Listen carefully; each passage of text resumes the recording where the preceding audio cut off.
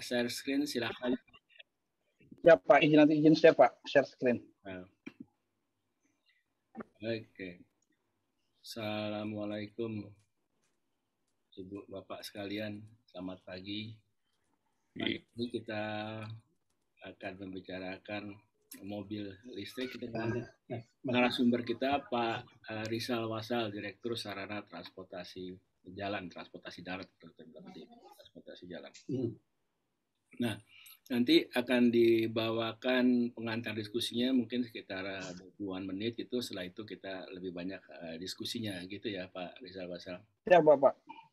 Saya silakan Pak Sahar untuk biasalah membuka sebagai Ketua Umum Admin Dosentran.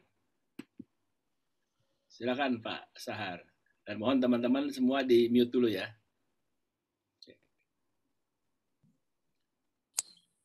Sila Pak Sahar. Saya Pak. Ya, buka. Iya. Terima kasih Pak Wendy. Assalamualaikum warahmatullahi wabarakatuh. Kami host Suara Dosentran, Pak Wendy dan saya mengucapkan banyak sekali terima kasih kepada Bapak-Bapak senior, Pak Mutarudin Siregar, Pak Yusuf, Ketua BP3, Pak Cucu Suryo, Pak Dedi Darmawan, yang telah setia setiap Sabtu mengikuti acara ini, menyemangati kami, gitu. Dan untuk hari ini kami host sangat berterima kasih ke Pak Direktur Sarana Jalan Perhubungan Darat yang telah menyediakan waktu untuk berbagi kepada kita mengenai roadmap kendaraan listrik yang sekarang lagi booming. Demikian pengantar dari kami. Monggo Pak Wendy dilanjutkan. Terima kasih Pak. Sekian. Assalamualaikum warahmatullahi wabarakatuh. Waalaikumsalam warahmatullahi wabarakatuh. Pak Rizal Wasal, silakan Pak untuk dimulai.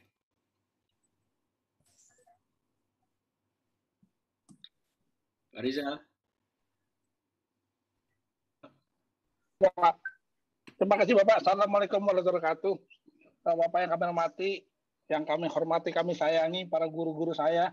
Izinkan pada pagi ini saya menyampaikan beberapa informasi terkait program percepatan mobil listrik di Indonesia terkait dengan dikeluarkannya peraturan Presiden tahun 55 tahun 2019, di mana kita terkait juga dengan COP 26 itu, di mana kita punya kewajiban untuk melakukan perubahan iklim, climate change, sebesar 29% terhadap lingkungan atau udara yang ada di Indonesia. Perpres ini sudah berjalan Pak, dan proses dalam bagaimana mengimplementasikannya. Izinkan saya step Pak untuk satu-satu kami jelaskan dalam waktu singkat terhadap kegiatan percepatan dari mobil listrik tadi. Silakan Pak. Artinya memang di dalam nanti Bapak juga ada mohon arahan dari para suhu terhadap ada satu kebijakan yang kami lakukan, yaitu di mana kami mengizinkan balai di kami atau Dinas Perhubungan Kabupaten Kota atau BLU, baik yang punya perhubungan mau SDM, untuk melakukan uji tipe terkait ada kendaraan yang sifat yang konversi Pak, konversi dari kendaraan motor bakar ke motor listrik. Ini nanti kami mohon arahan dari Bapak sekalian, apakah langkah-langkah yang kami lakukan ini bisa dibenarkan secara regulasi, karena pertimbangan nanti itu adalah terkait dengan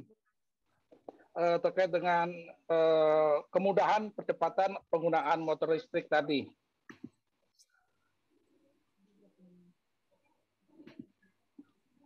Bapak sekalian, memang di dalam percepatan regulasi ini memang terkait dengan Perpres 55 tahun 2019 tadi, dengan sudah ada banyak turunan, terakhir dikeluarkan PM 138 terkait dengan dukungan fiskal insentif pemerintah terhadap pengadaan kendaraan motor listrik, di mana di situ diberikan kemudahan-kemudahan baik terhadap pengujiannya maupun biaya masuk kendaraan mobil listrik tadi. Nah, dari sisi Kementerian Perhubungan Bapak sekalian, memang sudah ada regulasi yang mengatur turunan dari Perpres 55 tahun 2009 tersebut, yaitu 2 PM terkait dengan PM 65 tentang konversi sepeda motor dari motor bakar ke motor listrik. Yang kedua dengan PM 87 tentang pengujian uji tipe untuk kendaraan listrik tadi.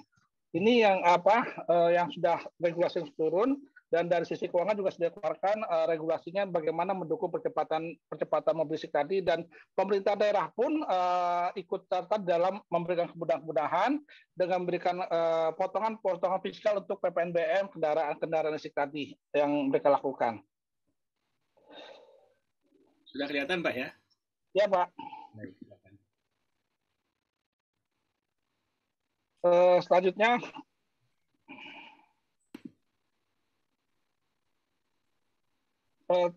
terhadap tadi program kecepatan tadi Perpres 15 ini belum berjalan dengan baik, Pak. Kita sudah membuat roadmap terhadap Mungkin dibesarkan Pak Wendy pakai slideshow, Pak. Ya, oke.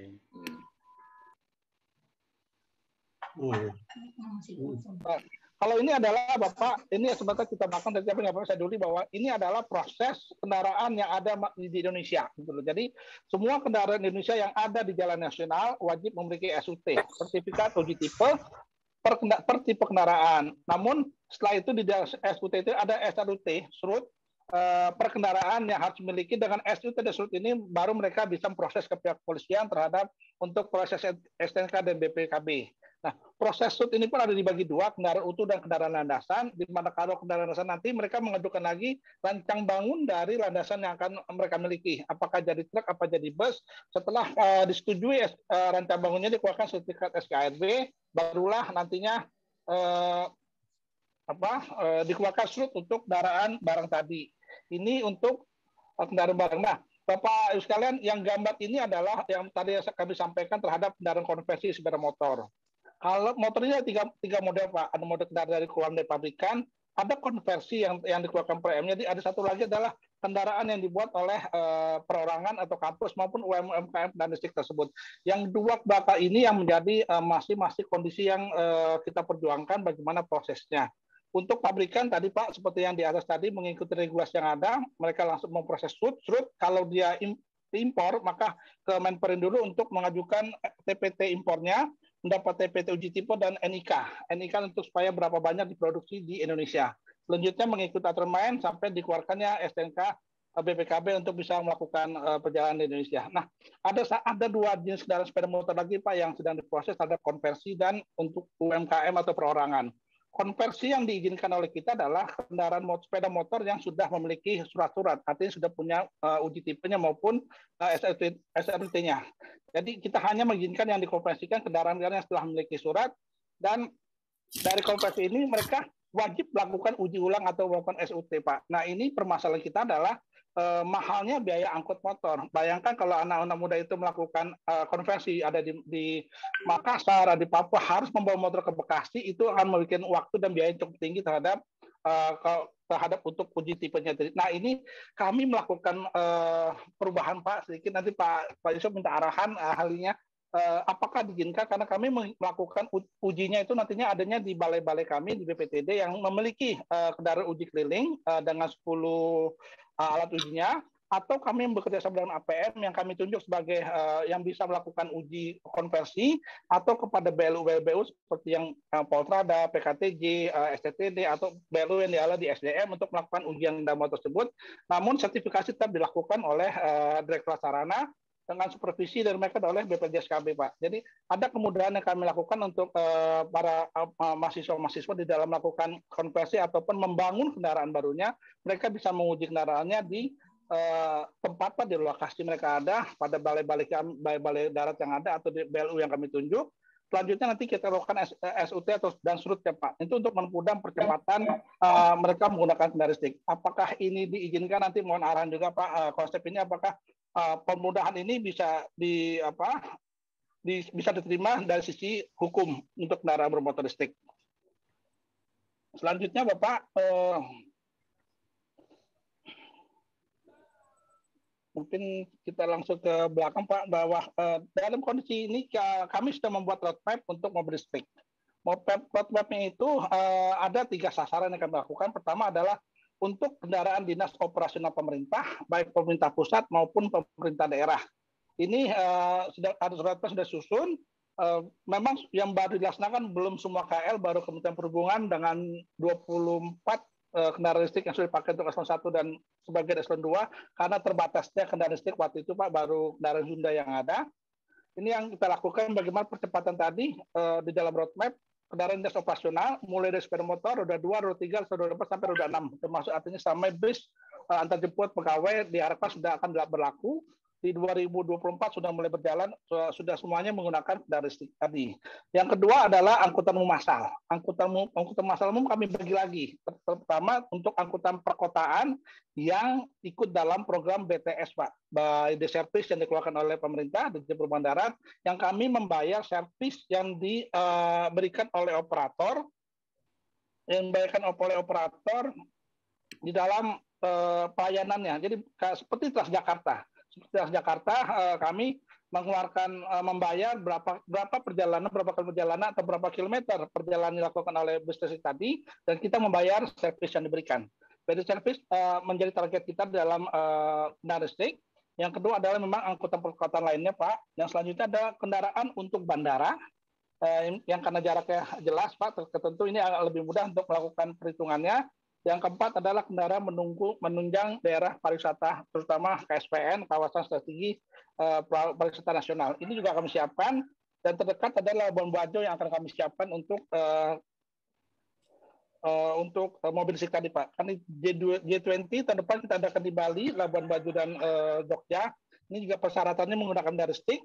Kita sudah menyiapkan kendaraan listrik tadi untuk bagaimana baik untuk ketua delegasi maupun rombongan menggunakan kendaraan listrik dan bis listrik. Izin Pak Wendy, kalau nggak salah di halaman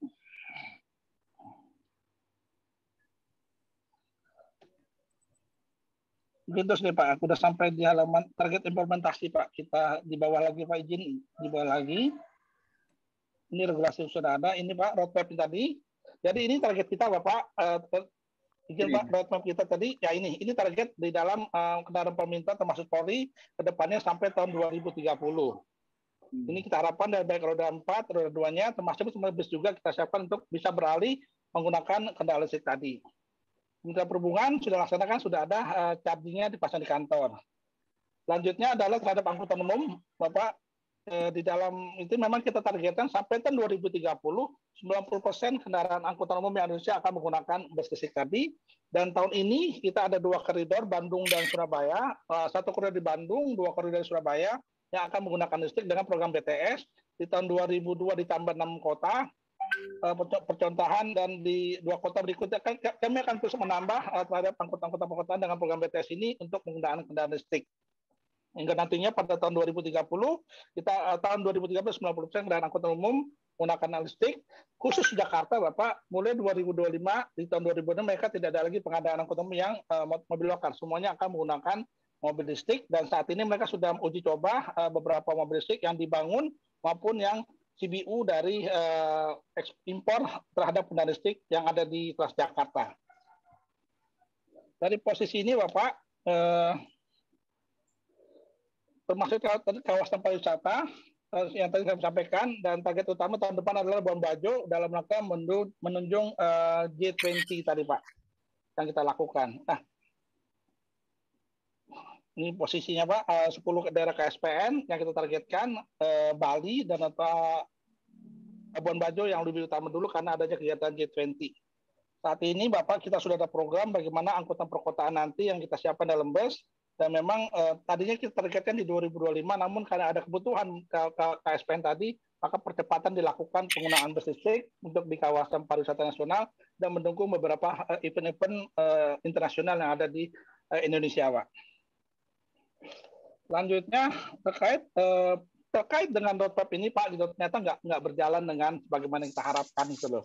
Pertama, kenapa pemerintah belum banyak melakukan perubahan? Saat ada 2 hal. Pertama, bahwa roadmap ini belum ada kekuatan hukumnya, hingga maka KL pemerintah daerah masih ragu untuk melakukan perubahan ke mobil listrik. Yang kedua, memang produsen dari mobil listrik itu masih jarang. Awalnya hanya 1 Hyundai, dan sekarang sudah ada 10 Bapak, 10 perusahaan mobil listrik yang telah siap berada di Indonesia, namun baru satu yang hadir di e-katalog, baru Hyundai, dan ke depan mungkin Nissan, Jepang dan Nissan dengan Toyotanya, dan Toyota serta Wuling sudah akan hadir, Pak. Cina cukup banyak memasukkan kendaraan listriknya ke Indonesia untuk baik kendaraan sedan maupun kendaraan penumpang umum. Nah, untuk ini Bapak, kemarin pertemuan terakhir kita dengan Seknek akan dikeluarkan impres baru, 2 impres baru untuk mendukung percepatan mobil listrik. Impres pertama terkait dengan penetapan roadmap ini, peta jalan yang kita susun dari tadi. Kegiatan yang kedua adalah tentang dukungan finansial dari Kementerian Keuangan untuk menyiapkan anggaran untuk agar pemerintah bisa menggunakan listrik, tidak beli tapi sewa, Pak, berbulan sewa, jadi mereka bisa menyewa kendaraan listriknya untuk kendaraan operasional kantor hingga biaya perawatan semuanya ditanggung oleh swasta. Izin Pak Wendy, tadi ini yang data ini adalah izin Pak, data yang kendaraan listrik tadi Pak di nomor 16 Pak, izin halaman 16 Pak. Nah ini adalah existing Bapak yang sudah berjalan sampai tanggal 5 November 2021. Sudah dikeluarkan SUT sebanyak 124, di mana 124 terbagi untuk roda 4 ada 47, roda 3 ada 8, motor ada 53 SUT yang kita keluarkan, bus 9, mobil barang 1, landasan bus 4, landasan mobil barang 2. Dari sana sudah ada SUT, artinya sudah ada 11.967 kendaraan yang beroperasi di Indonesia. Memang tingginya di sepeda motor sebanyak 10.113 kendaraan, roda 4 sudah 1.540, banyak yang di taksi, Pak. Roda 3 ada 260, 29. Pak Rizal, ya, Bapak. Siap. SUT sama SRUT itu apa artinya?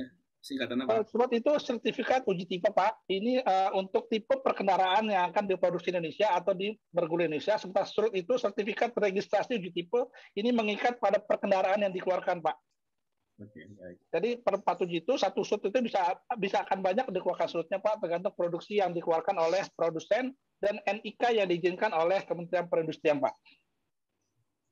Jadi itu Pak, SRUT mengikat pada setipe kendaraan hanya satu, sementara SRUT itu per kendaraan dikeluarkannya, dan dengan SRUT ini adalah persyaratan untuk proses STNK dan BPKB ke pihak kepolisian, Pak. Ini yang terjadi, Pak, dan saat ini perusahaan yang sudah ada adalah kendaraan roda sudah 31 perusahaan, Bapak. Roda 3 sudah ada 8, dan roda 4 kan sudah ada 56 perusahaan yang hadir di Indonesia. Gitu loh.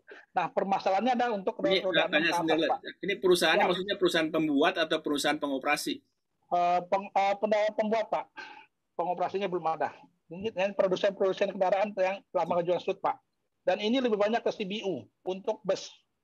Untuk roda 4 juga CBU, roda 2 sebagian CBU sebagian sudah TKDN, Pak, sudah ada diproduksi di Indonesia. Untuk roda 3 ada, untuk roda 4, Pak, roda 4 ke atas itu lebih banyak ke CBU-nya, Pak. Roda 2 ada sebagian CBU, ada yang sudah pabrikannya di Indonesia dan bentuk TKDN. Roda 3 juga seperti itu, Pak. Ada yang CBU, ada yang TKDN, artinya dibangun di Indonesia, rakitnya di Indonesia, pabriknya di Indonesia, Pak. Ini jumlah yang sekarang, Pak, jadi sudah ada 11.967 kendaraan yang hadir di Indonesia. Nah, dari sini, Bapak, di dalam percepatan tadi nantinya dengan dikeluarkan impres tadi, kita berharap percepatan untuk penggunaan mobil listrik bisa dilakukan di Indonesia, mendukung apa yang menjadi Presiden sebagai G20, Pak, itu juga menjadi targetnya dan persyaratannya juga termasuk hasil dari Stockholm, Pak. Kita diwajibkan juga bagaimana percepatan untuk kendaraan yang ramah lingkungan. Nah, selanjutnya memang Pak, di dalam plastik ini ada beberapa permasalahan-permasalahan yang tantangan lah, beberapa masalah yang harus kita lakukan. Pertama, sepeda motor, Pak. Di sepeda motor itu tantangan pertamanya adalah waktu perjalanan, jarak tempuh dari kendaraan motor, dan waktu ngecas, namanya waktu ngecas. Nah, untuk sepeda motor ini, Bapak, kami sepakat dengan para produsen sepakat akan menggunakan baterai swap, Pak. Baterai swap artinya nantinya mereka akan melakukan memasang baterai swap dengan waktu nggak sampai 1 menit, mereka menukar. Dan penukaran itu bisa ada di Markmart, yang ada bisa di Indomaret, Alfamart, atau di kantor desa yang kita pasang nantinya, Pak. Hingga ini akan memudahkan masyarakat di dalam menggunakan sepeda motor. Penjualannya pun nanti seperti kayak sekarang, membeli motor kita tanpa membeli bensin, nah besok pun membeli sepeda motor listrik tanpa membeli baterainya, Pak. Dampaknya adalah harganya turun sampai 40-50% dari nilai jual sekarang. Harga motor sekarang tertinggi listrik yang beredar di kita adalah di luar Honda, Pak. Honda akan tidak menjual, tapi harga tinggi sekali. Adalah motor gesit yang produksi Indonesia dari Waskita Karya. Itu harganya paling mahal sampai di 32 juta, paling murah di 26 juta. Sementara mobil yang dari Cina masuk, yang build up itu, masuknya angkanya bisa sampai 15 juta rupiah. Ini juga permasalahan Bapak sekalian, kenapa bisa mahal itu? Ternyata regulasi yang ada di negara kita, Pak, untuk memasuki barang-barang yang TKDN itu lebih mahal daripada CBU. Dari komplit CBU, memasukkan sepeda motor utuh, Pak. Pajak yang diberikannya jauh lebih murah yang CBU. Sementara kalau mereka masukkan secara komponen, pajaknya tinggi. Ini yang mengakibatkan kenapa motor-motor yang dibangun di Indonesia itu, baik mobil, harganya tinggi, Pak. Kemarin sudah kami bahas juga dengan Kementerian Keuangan, bagaimana mengatasi itu terhadap untuk kendaraan yang dibangun di Indonesia, kenapa jadi lebih mahal daripada yang CBU yang masuk dari Cina misalkan, itu jauh lebih murah harganya, Pak. Kita jual 32, mereka jual 15. Apalagi nanti dengan swap, mereka jual cuma 8 juta sampai 9 juta, Pak. Jauh sekali harga yang di CBU. Ini juga tantangan kami ke depan, Pak, bagaimana supaya yang dimasuk dengan komponen itu bisa lebih murah hingga tenaga kerja Indonesia bisa banyak terpakai, tidak hanya CBU. Itu yang kami target ke depan dalam pembangunan kendaraan motor listrik yang ada di Indonesia. Bisa ada teknik satu, Pak. Tinggal cuma selingan yang Halo? Ya, Bapak. Silakan, Pak. Terus, Pak, ini ada. Ya, lanjutnya juga terhadap bus, Pak. Ini kalau roda 4 memang pasar lebih clear, Pak, karena private pun juga membeli mobil listrik. Yang berat lagi adalah kendaraan bus, Pak. Kendaraan bus ini harganya cukup mahal, paling murah saat ini harganya 4 miliar. Yang dikonversi pun nggak jauh beda harganya, Pak, 3-4 miliar bus yang sudah kami coba untuk mengkonversi bus, ternyata harganya member dengan yang bus baru impor utuh. Ini juga menjadi permasalahan. Dari 7 operator yang ada ini, Pak, gitu loh. Mereka nggak berani untuk mengimpor kendaraan listriknya tanpa ada kepastian siapa yang membeli atau akan menggunakan, Pak, gitu loh. Jadi 7 kemarin kami sudah berdiskusi, pada saat kami sampaikan berapa kesiapan mereka hanya menyampaikan bahwa kami siap dalam waktu 3-5 bulan mengimpor dalam keadaan utuh bus-bus yang dibutuhkan pemerintah untuk baik untuk mendukung BTS maupun untuk G20. Kami tanya artinya apakah mereka menyiapkan kendaraan yang sudah siap? Belum. Mereka hanya mengimpor kendaraan jika ada pemesanan dari Indonesia. Jadi memang sangat berharap banget terhadap pemerintah untuk membeli melalui BTS, Pak. Tidak membeli, artinya ada program jelas terhadap bus yang mereka kirim nantinya itu terhadap program yang ada saat ini. Ini menjadi tantangan, Pak, gitu. Sampai sekarang ini kita pun bus yang digunakan di Transjakarta pun semuanya hampir CBU hanya dua yang sudah dibangun di Indonesia. Pertama oleh Inka, Pak, bis 3/4, yang dua dari MAB yang untuk bis standarnya. Ini sudah dibangun di Indonesia dan ternyata harganya jauh lebih mahal daripada yang import CBU, Pak, untuk bis ini. Tadi masalah komponen yang lebih mahal kalau masuk per komponen daripada masuk bus utuh. Ini regulasi kita yang perlu direvisi kali, Pak, ke depan supaya pemulihan ekonomi nasional melalui pabrikan-pabrikan bus ini bisa kita lebih tingkatkan. Ini permasalahan dari bus, Pak, yang kita harapkan yang perlu dukungan dari pemerintah ke depan bagaimana supaya terkait angka-angka komponen yang impor mendukung kendaraan listrik bisa jauh lebih murah ke depannya. Selanjutnya, Bapak sekalian, itu kondisi yang terjadi. Nah, untuk mendukung itu sebenarnya nanti dalam waktu dekat tahun ini akan dikeluarkan tadi, Pak, 2 impres tadi yang menjadikan bahwa roadmap ini akan sebagai patokan Kementerian Lembaga dalam percepatan penggunaan listrik, juga dukungan Kementerian Keuangan di dalam penyiapan fiskal anggarannya untuk pengadaan atau pengadaan mobil listrik di Kementerian Lembaga, baik itu sewa maupun beli. Saat ini paling murah harga mobil listrik 600 juta, Pak, untuk mobil listrik full elektrik sampai ke angka 3,5 miliar untuk yang bermerek Tesla, Pak, yang dipakai taksi. Nah, Bapak sekalian, memang pemerintah saat ini tidak memilih tahapan menuju mobil listriknya. Kita ngejam, Pak, dari mobil bakar langsung ke full elektrik. Kita tidak melalui plug-in, tidak melalui hybrid, Pak, yang dilakukan pemerintah, tapi langsung kepada full elektrik. Jadi tetap pemerintah berharap meninggalkan fosil, Pak, bahan bakar fosil ke depannya dan beralih kepada energi terbarukan. Salah satu nantinya diantaranya listrik, Pak. Ini yang bisa kami sampaikan, Bapak sekalian. Kalau boleh, Pak, setelah halaman terakhir, Pak Wendy, di contoh baterai swap, Pak. Di halaman setelah terima kasih, Pak. Terus bawah. Izin Pak, ini baterai listrik, ini permasalahan kita. Sebentar Pak, satu lagi Pak. Ini masalah SPKLU. Ini juga menjadi nomor halaman 25 Pak Wedi, izin. SPKLU juga menjadi penting Pak posisinya. BTS kita akan bisa nggak jalan kalau SPKLU-nya tidak didukung oleh pemerintah. Gitu. Biaya operasional kendaraan yang disiapkan oleh Direktorat Angkutan itu bicara memang terhadap operasional kendaraan. Sementara untuk melaksanakan bus listrik tadi dibutuhkan SPKLU, Pak. Sistem SPKLU singkatan apa? Polisi kendaraan listrik umum, Pak. Stasiun Polisian Kendaraan Listrik Umum. Kalau minyak kan SPBU, Pak. Kalau listrik SPKLU. Ini cukup itu Pak. Nilainya cukup tinggi, Pak. Transjakarta untuk 40 bus listrik dia membutuhkan trafo 6 mega. Trafonya per 3 mega itu Pak, biaya infrastruktur sebesar 9 miliar. Artinya dengan mengoperasikan 40 bus, Transjakarta perlu investasi sebanyak 18 miliar Pak untuk pengadaan SPKLU-nya untuk listriknya Pak. Jadi termasuk di BTS tadi Pak gitu loh. Kalau BTS ini pun kami akan menjadi rancu kalau tidak ada dukungan terhadap pengadaan SPKLU-nya Pak gitu loh. Kendaraan listrik Bapak, bus itu umur efisiensinya sampai aki di 70%. Lewat akinya kapasitas atau kemampuan akinya lewat 70%, maka kendaraan itu sudah tidak efisien lagi digunakan untuk angkutan umum. Jadi makanya untuk pengoperasi itu mereka membutuhkan 2 titik SPLU di awal dan sampai di tujuan, hingga bisa masih lebih efisien untuk menggunakan aki tadi pada saat sampai dia ke 70%. Lewat itu Pak, mengoperasikan kendaraan listrik yang kapasitas 70% menjadi tidak efisien. Namun ada namunnya Pak, bahwa aki bus ini bukan berarti langsung usang, enggak. Kendaraan bekas aki yang dipakai oleh kendaraan roda 4 atau bus masih bisa dimanfaatkan selama 10 tahun. Itu masih bisa menghidupkan beberapa desa atau pabrik Pak, sebagai energinya di dalam mengoperasikan pabrik tadi. Jadi aki bekas ini, baterai bekas ini masih bisa berfungsi selama 10 tahun, digunakan selain untuk kepentingan kendaraan bermotor.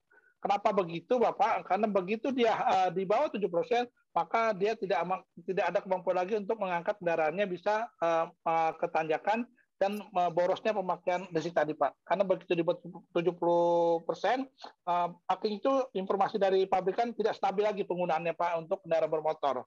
Sangat berisiko kalau dilanjutkan penggunaan bagi kendaraan bermotor. Ini Pak, jadi SPKLU dan Kementerian SDM dan Pertamina juga sudah menyesuaikan roadmap-nya terhadap roadmap kendaraan listrik. Tahun ini target mereka membangun 514 SPKLU di Indonesia, 112 ada di Jakarta, namun sampai saat ini baru ada 24 yang ada di Jakarta, Pak. Jadi agak-agak perlu percepatan oleh SDM dan PLN dalam penggunaan pembangunan SPKLU dan investasi. Untuk investasi SPKLU pun, Bapak, sudah dikeluarkan juga tarif-tarif kalau nanti para guru ingin berinvestasi membangun SPKLU, sudah dikeluarkan tarif curah, Pak. Tarif curah listrik untuk kendaraan listrik sebesar 714 per kWh, angka jualnya sebesar 2.400, Pak. Jadi ada selisih yang cukup untuk investor di dalam melakukan investasi kendaraan listrik. Ini kita lakukan supaya para investor bisa memperbanyak SPKLU-nya, hingga kalimat yang luar mana lebih dulu antara mobil bus sama SPKLU-nya bisa kita selesaikan melalui swasta yang membangun SPKLU dengan dikeluarkan tarif curah oleh PLN tadi, Pak. Ini diberikan kemudahan, termasuk Pak yang jadi diribut sekarang ini adalah persyaratan konektor. Konektor yang dipersyaratkan oleh SDM dan PLN adalah 3 konektor yang untuk mobil-mobil dari buatan Jepang dan Eropa. Sementara yang kita beredar adalah konektor dari Cina, Pak. Namanya BGT. BGT itu harganya separuh dari konektor yang ada yang dipasang sekarang. Sekarang ada DCS2, ada ACS, AC dan DC yang dipasang per dispenser ketiga. Mereka minta agar persyaratan per dispenser 3 itu bisa dirubah karena mahal Pak biayanya pemasangan itu. Yang kedua, distandarkan juga untuk konektor yang dipasang dari Cina, Pak. Semua bus kita yang ada sekarang ini menggunakan konektor dari Cina, Pak. Begitu mereka ganti ke apa yang standar PLN, maka mereka menambah biaya 2 kali lipat dari harga yang ada. Ini juga menjadi tantangan kami berikutnya dalam memberikan standar untuk SPKLU tadi, Pak, bagi kendaraan dinas. Pak Ibu sekarang kira-kira itu Pak, kalau izin Pak, kalau mengingat seperti apa baterai swap yang kami gunakan, halaman 20. Setelah terima kasih Pak Wendy, izin Pak. Ya, baik. Terima kasih. Nah, ini ada SPKLU Pak. Ini contoh baterai swap yang kita gunakan. Ini terpasang di mat-mat Pak. Kalau boleh Pak, di Pak Dirjen ini bisa diklik Pak videonya bagaimana proses dari suatu SPKLU yang menggunakan baterai swap Pak. Di mana ini? Ini kliknya ini. Ya Pak, di Pak Dirjen Pak. Proses ini memperlihatkan bagaimana sebentarnya dan mudahnya pergantian baterai dari sepeda motor ke SPKLU Pak. Nah, konsep S-Swap ini adalah ada 2 konsep pembayaran yang dilakukan Pak. Pertama adalah langganan per bulan atau dibayar sesuai pemakaian. Berdasarkan hasil, ini kita tambah sebentar Pak, yang penggunaan baterai swap. Saya akan melakukan penggantian baterai sepeda motor listrik dengan model swap. Ini baterai sambil dalam standar. Ini baterai saya tahu untuk mengganti dengan baterai yang baru. Saya akan menunggu karena dari yang hijau ini sudah masuk, tapi kemudian saya akan ngambil satu dari baterai yang sudah berisi. Ini saya bayar sedikit. Dan saya akan pasang kembali di sepeda motor listrik saya. Sekarang motor saya sudah menggunakan baterai baru, jadi kita utamakan dulu Pak. Ya. Harganya cukup. Ya, itu Bapak, mengenai baterai swap ini memang lebih efisien Pak, lebih mudah dan lebih cepat. Perhitungannya dengan sudah dilakukan kami dengan online Pak, ojek online ini tadi itu loh. Ada 2 konsep Pak dibayarnya langganan per bulanan. Kemarin kami diskusi dengan supir ojek online tadi, berapa biasanya mereka membayar bensinnya untuk sepeda motornya per bulan. Dari yang biasanya 540 Pak per ribu per bulan, begitu mereka menggunakan baterai swap ini, mereka hanya 220.000 per bulan Pak. Cukup tinggi pengurangan biaya yang mereka pakai menggunakan baterai swap tadi terhadap efisiensinya. Dengan tidak menggunakannya, dia tidak mengerti oli, maka mereka bilang sampai 60% Pak biaya operasional mereka berturun dengan menggunakan baterai listrik ini dengan menggunakan baterai swap. Ini yang tipe pertama Pak. Yang tipe kedua adalah pembayaran sesuai pemakaian. Ini juga untuk mengatasi kegalauan Pak, kegalauan para pengguna listrik kalau tiba-tiba di tengah jalan baterainya habis, di mana yang sudah ganti jarak masih jauh. Nah, dengan konsep dibayar sesuai dengan pemakaian, nantinya adalah ada aplikasi yang ada di handphone Pak gitu loh. Mereka dimanapun bisa berhenti ke mat-mat yang ada atau tempat swap tadi, menukar baterainya dan membayar hanya yang dipakai mereka Pak. Jadi kalau di baterai yang sudah baru terpakai 80% dan dia tukar, mereka hanya membayar 80% saja, tidak 100% dari akhirnya yang ada terpasang di kapasitas baterainya Pak. Ini konsep kedua yang juga kita laksanakan ke depannya untuk menjadi pilihan masyarakat dalam penggunaan baterai swap. Kira-kira itu Pak Ibu sekalian terhadap konsep percepatan yang sedang kita lakukan, yang kami lakukan di dalam penggunaan kendaraan listrik. Ini juga mendukung Presiden sebagai Presiden G20 dalam rangka climate change. Terima kasih Bapak Ibu, mohon arahan, mohon saran, mohon petunjuk lebih lanjut. Baik, terima kasih Pak Bisa. Langsung aja saya buka kesempatan untuk teman-teman yang ingin berdiskusi lebih lanjut. Dan saya nggak bisa lihat ini ya, tapi nanti bisa raise hand aja gitu ya kali ya, biar saya bisa lihat ininya apa yang tanya. Silahkan kalau ada yang ada Pak Muhtarudin dulu mungkin dengan Pak Yusuf itu Pak. Ya nggak tahu, biasanya bapak ini belakangan, tapi kalau ingin kalau beliau belum berkenan, saya ya Pak Dedi, silakan Pak Dedi. Saya belum. Siap, kalau gitu saya mewakili Om Pung dulu ya. Iya, Pak. Jadi Pak Wendy, terima kasih. Dan teman-teman semua, Assalamualaikum warahmatullahi wabarakatuh. Pak Rizal, luar biasa yang presentasi Bapak itu. Kemudian setelah saya mempelajari Perpres 55 tahun 2019 itu, memang di situ tidak spesifik ya menyebutkan peran dari beberapa kementerian yang terlibat dalam mobil listrik ini. Hanya saja kalau kita fokus ke Kementerian Perhubungan, Kementerian Perhubungan itu sebetulnya mengurusi mobil listrik ini tidak beda dengan mengurusi kendaraan-kendaraan lain. Mungkin adanya mobil listrik ini bisa kita jadikan suatu momentum untuk restorasi Direktorat Jenderal Perhubungan Darat yang mengurusi kendaraan. Kita fokus betul-betul ke peran dan fungsi Direktorat Jenderal Perhubungan Darat mengurusi kendaraan. Memang yang namanya regulasi itu selalu come later ya, datang belakangan, selalu terlambat, tidak bisa dipungkiri itu. Peraturan atau apapun di bidang apapun selalu datang terlambat. Nah, coba momentum mobil listrik ini kita manfaatkan agar peraturan yang harus disiapkan oleh Perhubungan Darat itu datangnya tidak terlalu terlambat. Kita siapkan betul-betul dari sekarang. Ini kan mobil listrik ya masih tadi sudah disampaikan juga oleh Pak Warno, masih mau tidak mau gitu loh. Artinya masih enggan untuk dia beroperasi karena berbagai hal. Nah, ini kesempatan. Karena bagaimanapun mobil listrik ini atau bahan bakar lain selain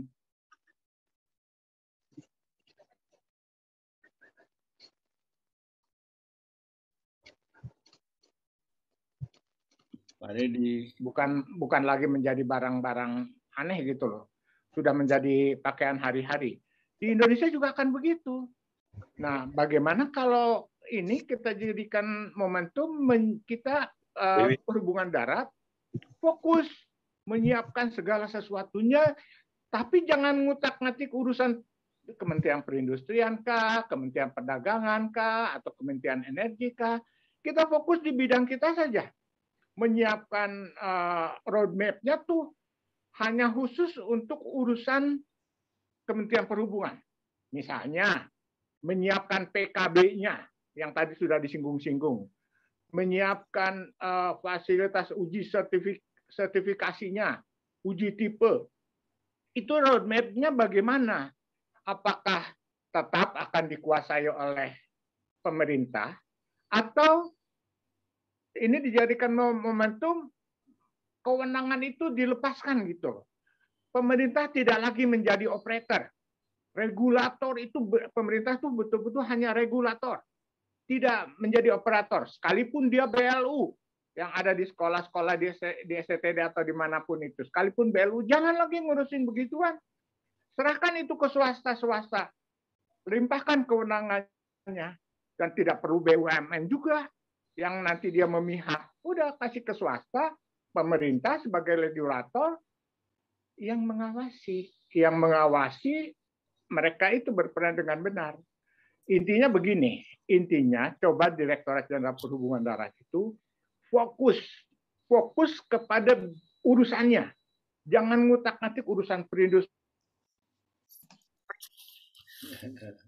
Pak Deddy kalau terlalu semangat menjadi jadi berising. Di roadmap-nya itu berikan tuh ke mereka untuk contoh. Berikan bahwa kita sudah siap untuk mengaturnya gitu loh. Supaya mereka juga yang sekarang ogah-ogahan, serius seperti yang tadi Bapak bilang, tempat mengisi BBM, atau model penggantian BBM lagi, penggantian baterai segala macam bagaimana itu urusan mereka. Yang penting untuk Dirjen Perhubungan Darat itu dan BPSDM ya pastinya, karena mobil listrik ini pakai baterai yang unik, ilmunya juga berbeda nanti, teknologinya berbeda, cara kerjanya juga berbeda. Ingat loh, mobil listrik ini tidak beda dengan HP. salah-salah di jalan dia bisa meletus, bisa meledak. Betul itu. Dan itu kejadian, sudah kejadian di negara-negara lain. Mudah-mudahan tidak ya di kita. Meledak dan terus kebakar. Nah, jadi nanti di BPSDM juga yang STTD harus belajar tuh taruna-tarunanya bagaimana mengelola mobil listrik, bukan mengelola, mengeluarkan peraturannya tuh harus bagaimana. Tugas kita tuh mengeluarkan peraturannya itu. Begitu Pak Wendy sementara. Baik Pak Dedi, terima kasih sangat komprehensif. Pak Rizal Wasal, Pak Dedi ini, jadi Pak Dedi bicara selain sebagai bekas pejabat perhubungan, tapi juga sebagai insinyur mesin. Jadi tadi beliaunya tuh paham banget tuh bagaimana karakteristik baterai dan lain-lain tuh. Memang betul, memang tidak bisa disepelekan tuh masalah yang baterai meledak itu ya Pak Dedi ya. Banyak kejadian. Silakan Pak. Sekarang Pak Yusuf udah siap? Masih mute Pak Yusuf.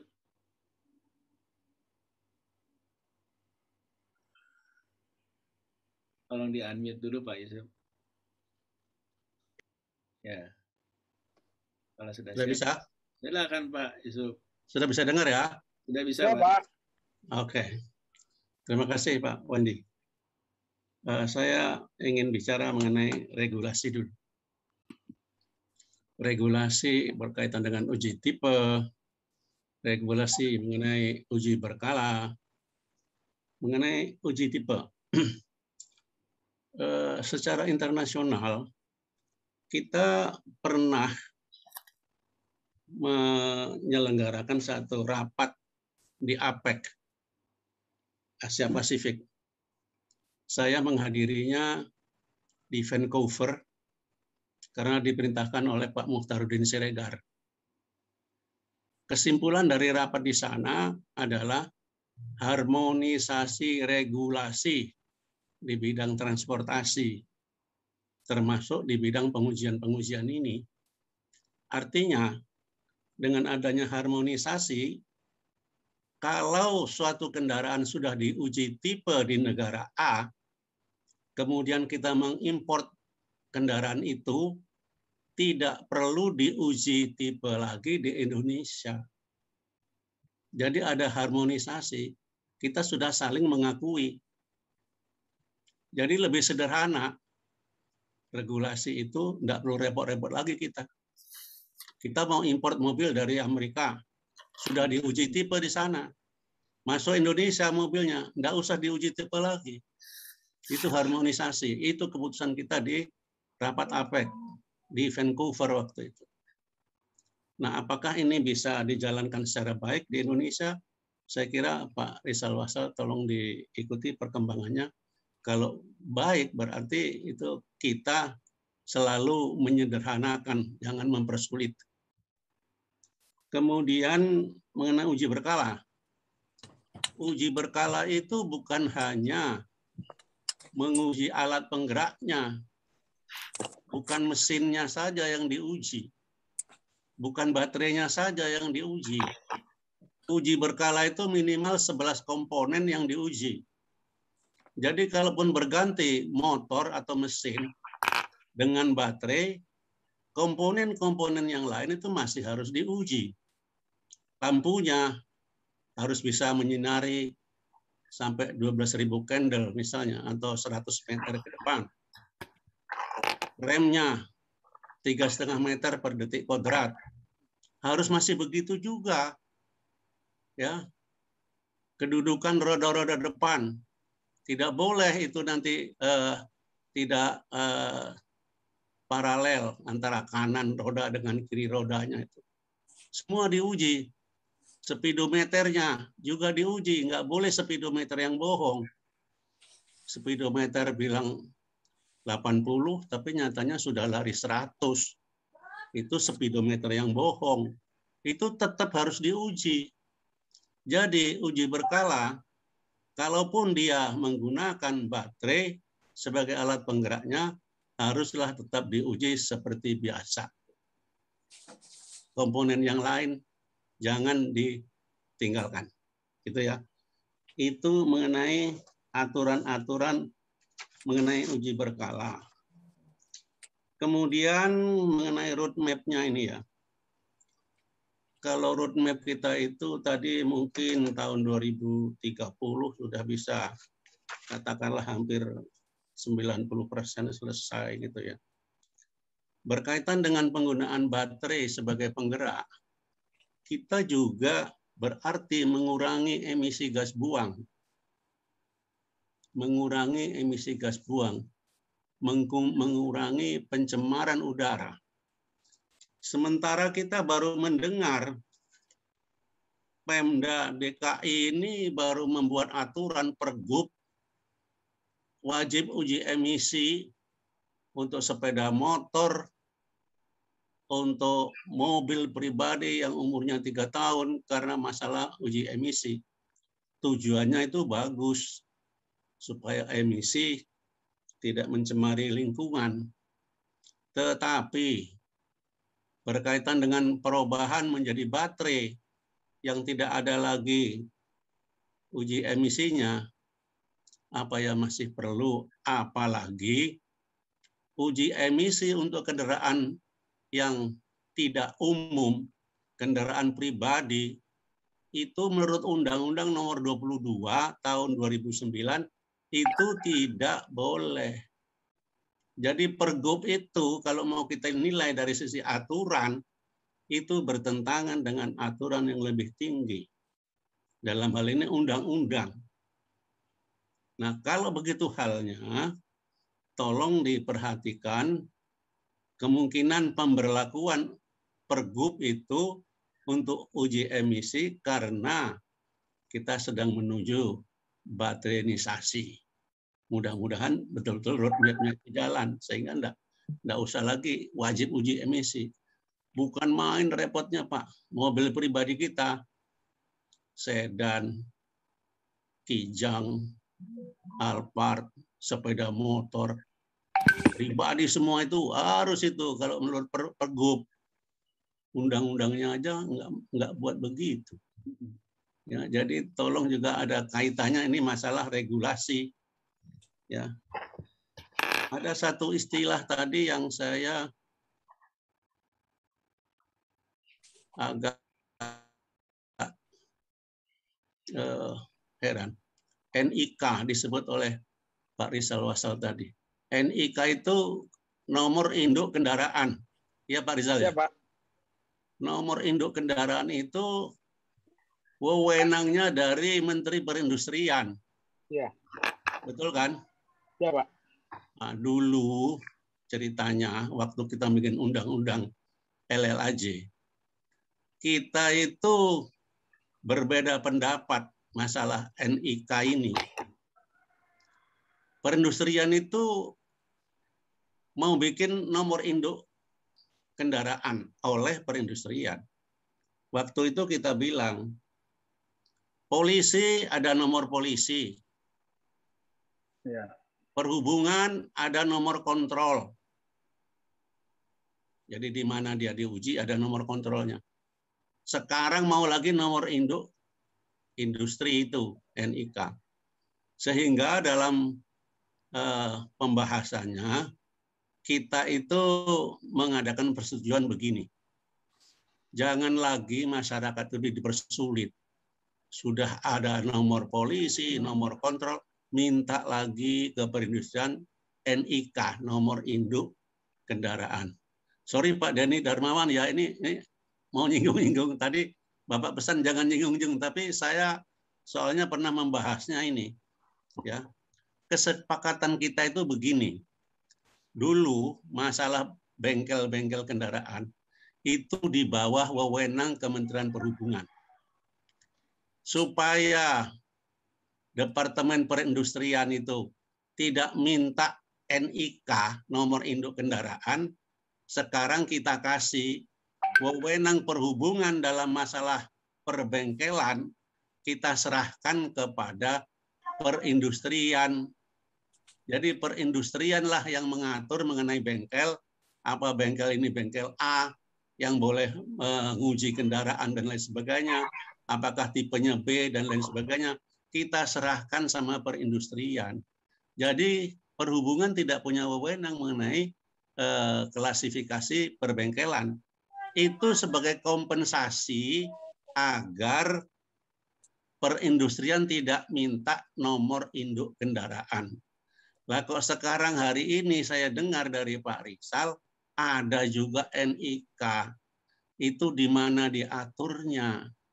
Kita itu prinsipnya bikin undang-undang. Kalau kita bisa permudah, jangan dipersulit. Lah ini nambah-nambahin kesulitan untuk masyarakat. NIK itu. Mau berapa nomor di mobil itu. Nomor polisi, nomor mesin, nomor chassis, nomor kontrol. Aduh, berat sekali itu untuk masyarakat kita. Tolong dicarikan NIK itu mulai kapan adanya dan undang-undangnya yang mana.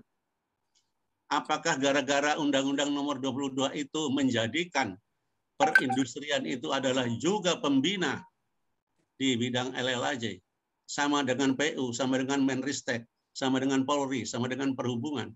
5 instansi jadi pembina. Nah, akibatnya karena itu barangkali keluar NIK. Rusaklah kita ini. Kasihan masyarakat.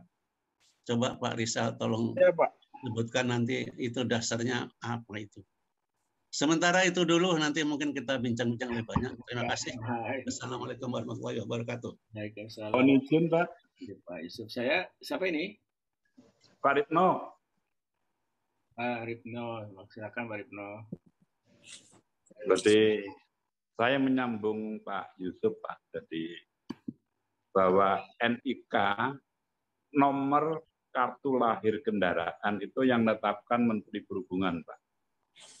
Bukan produksi, tapi kendaraan yang akan sudah sudah lulus uji tipe dan sudah ada sertifikasi SROT, itu pada dasarnya sudah punya kartu kenal lahir, Pak.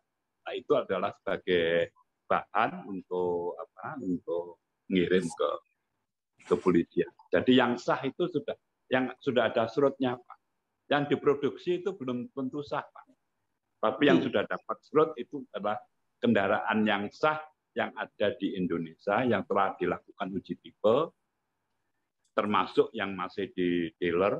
Kemudian pada saat penggunaan kendaraan di jalan memang wajib didaftarkan. Pada saat didaftarkan itu adalah kendaraan yang akan dioperasikan di jalan. Itu yang pertama. Yang perlu saya garis bawahi itu adalah perintah undang-undang. Yang kedua adalah kaitannya dengan roadmap. Roadmap ini perlu kita dudukkan sampai batas mana kewenangan Menteri Perhubungan, sampai batas mana kewenangan Menteri Perindustrian, sampai batas mana kewenangan Menteri STEK. Kewenangan Menteri Perhubungan itu hanya batas pemenuhan persyaratan uji tipe, persyaratan teknis dan layak jalan, kemudian uji tipe dan uji berkala. Roadmap mengenai itu adalah kewenangan dari Menteri Perhubungan dan paling kalau kita kaitkan dengan PP 37, maka kewenangannya adalah bagaimana merumuskan master plan berkaitan dengan kendaraan yang berkeselamatan. Berkaitan dengan produksi dan sebagainya itu bukan teknologi dan produksi itu bukan kita. Nah, yang menjadi persoalan adalah bagaimana tata hubungan kerja antara berbagai instansi tadi belum dirumuskan, Pak. Seperti yang disampaikan Pak Yusuf bahwa pembina LAJ itu ada 5. Nah, nanti bagaimana pembina itu berkoordinasi, kita belum punya aturan itu. Bahkan kita belum punya siapa yang menjadi leading sector di transportasi jalan itu belum ada. Dan kita ada 150 negara, Pak, yang sudah menyatakan yang terdaftar. Di antara 150 negara, hanya 10 negara yang belum ada pernyataan resmi siapa yang menjadi leading sector.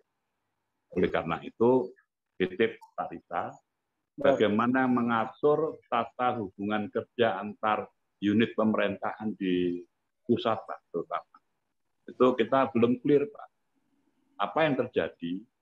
Polisi jalan sendiri, PU jalan sendiri, perhubungan jalan sendiri, nggak nyambung, Pak. Bahkan kalau kita ditanya, LLAJ dibawa kemana, kita nggak tahu. Bahkan Presiden pun juga nggak ngerti. Oleh karena itu, tugas kita lah yang akan menyebutkan bagaimana pembinaan itu dilakukan yang secara terkoordinasi, ada yang mimpin, ada anggota, ada roadmap yang ditetapkan oleh Presiden, Pak. Contoh roadmap keselamatan, kebetulan kami Lampung pada saat itu, roadmap keselamatan yang dinyatakan dalam RUNK itu ditetapkan Presiden, Pak.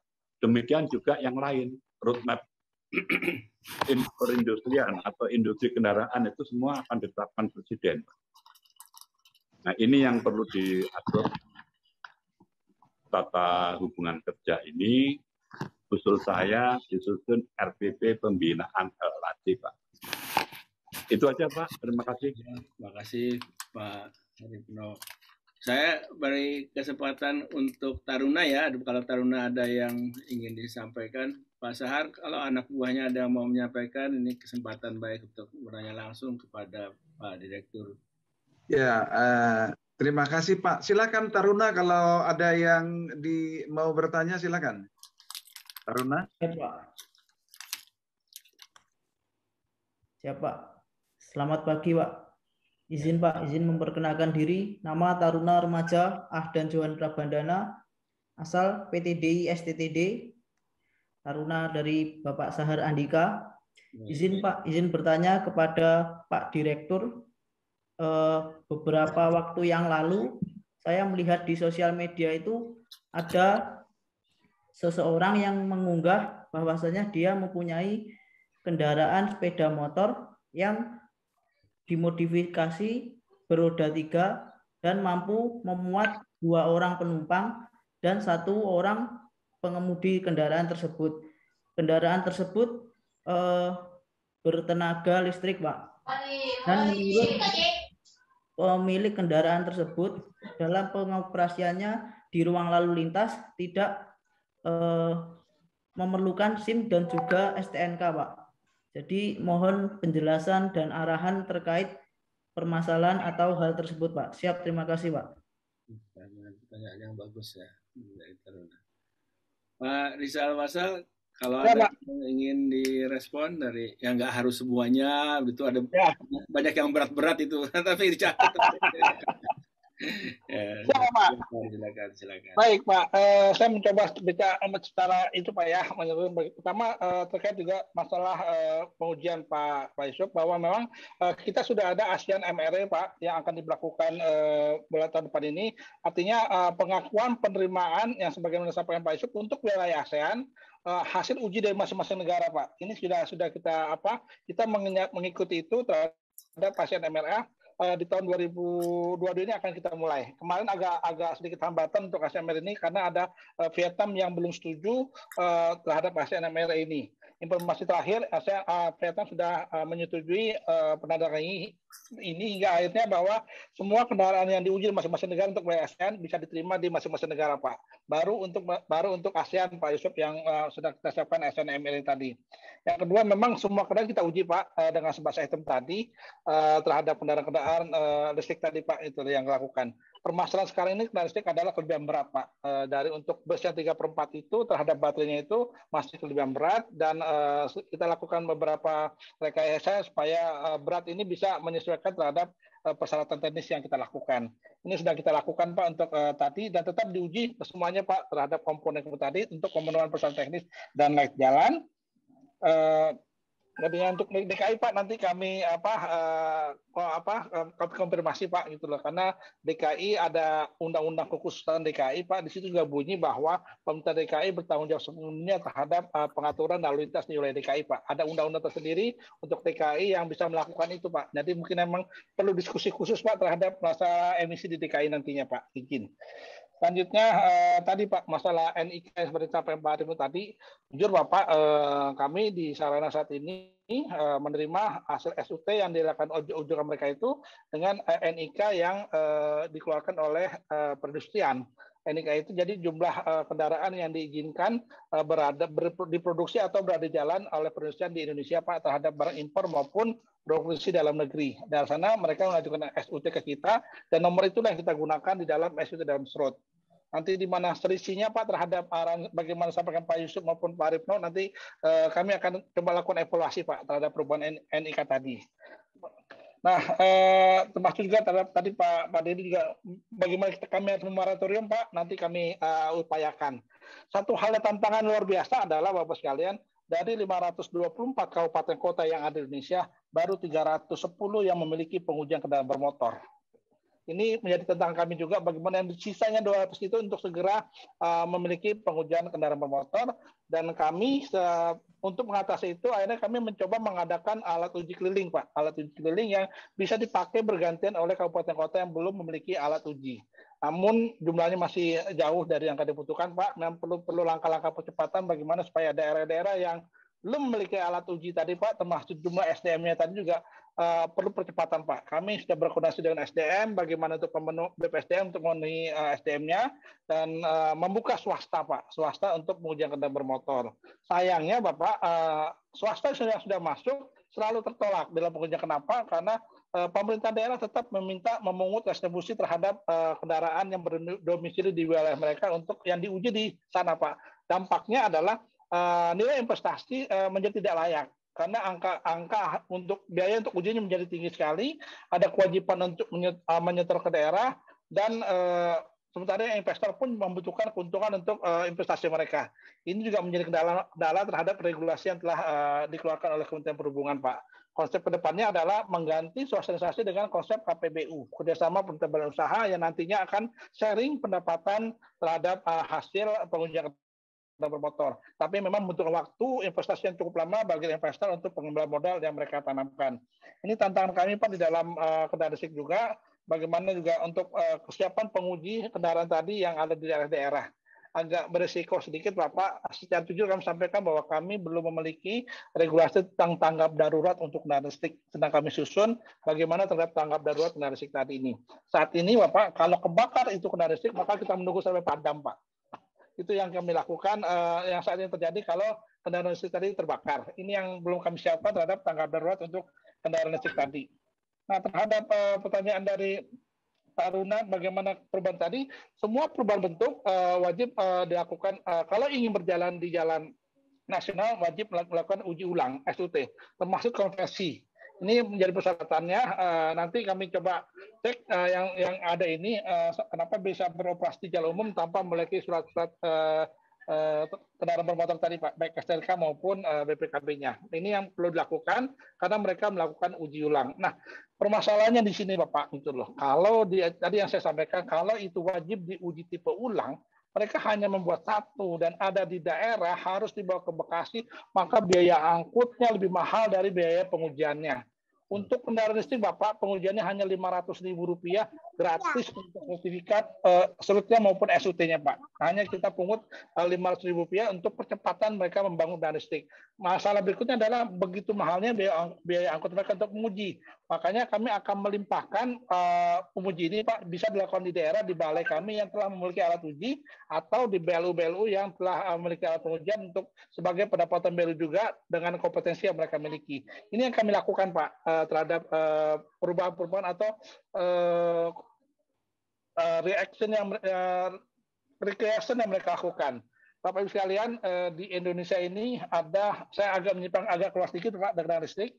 Ada beberapa perusahaan-perusahaan yang melakukan recreation Pak, membangun lagi kendaraan-kendaraan lama yang klasik dan dijual di luar negeri cukup laku untuk kendaraan mahal seperti Porsche, seperti Lamborghini.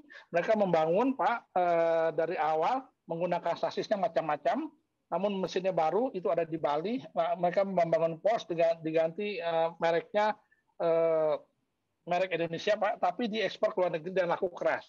Angkanya 2 miliar sampai 8 miliar itu bahan recreation-nya. Namun di kita belum ada regulasinya Pak, maka hingga mereka belum bisa jalan di Indonesia. Hal yang sama di Jawa Timur, Bapak, dari angkot-angkot kita yang tua-tua itu, Pak, yang sudah di scrap, itu mereka ambil lagi engine-nya, mereka manfaatin lagi sasisnya, mereka bangun jeep-jeep, Pak, di Jawa Barat. Ini pun juga kita belum punya regulasi bagaimana terhadap perubahan bentuk seperti itu. Definisi perubahan bentuk, Pak Yusuf, izin memang perlu diklarifikasi antara kepolisian, penelitian dengan Dinas Perhubungan, apa yang disebut dengan perubahan bentuk, yang disebut polisi dengan urbentina di kepolisian juga menjadi diskusi panjang, Pak. Kami saat ini belum clear bagaimana untuk mengatasi hal tersebut, Pak. Kita sudah banyak perusahaan yang membangun itu. Yang kami cegah adalah jangan sampai inovasi-inovasi tersebut terjadi seperti di Cina, Pak. Cina mengrekreasi kendaraan tersebut untuk kendaraan yang masih muda. Regulasinya boleh melakukan rekreasi untuk kendaraan klasik umur di atas 25 tahun, tidak boleh kendaraan baru atau masih diproduksi oleh pabrikannya. Di Cina ada satu perusahaan, Pak, yang melakukan itu, akhirnya mereka dituntut oleh pabrikannya. Di kita juga ada Pak Sunda di Semarang, tiba-tiba mereka membangun Lamborghini yang masih diproduksi oleh pabrikannya. Ini juga menjadi tantangan kami, Pak, sedikit menyimpang terhadap bagaimana masalah rubentina atau rubah bentuk, seperti tadi yang saya sampaikan tadi yang untuk diulang. Permasalahannya ada di kami, Pak, di regulator adalah bagaimana mempermudah masyarakat yang memiliki inovasi tadi yang ingin beralih ke kendaraan listrik untuk bisa dilakukan uji tipe, Pak, yang supaya jaraknya semakin dekat, tidak jauh dan hingga bayar murah. Jadi itu, Pak, nanti kami akan cari informasi dari Adi Taruna tadi untuk siapa yang melakukan untuk dilakukan uji tipe, bisa dilakukan di masing-masing wilayah untuk bengkel-bengkel uji yang telah kami tunjuk sebagai bengkel konversi sebagai bengkel kepanjangan tangan dari BPJSKB yang disupervisi BPJSKB di dalam melakukan pengujian kendaraan bermotor listrik. Sementara itu, Bapak, terima kasih Pak Wendy. Pak Rizal. Ini ada yang resign 2 nih, satu dari siapa ini namanya? Saya nggak tahu namanya, pakai singkat ya. 1 TOB. Siapa ini, Pak Selong?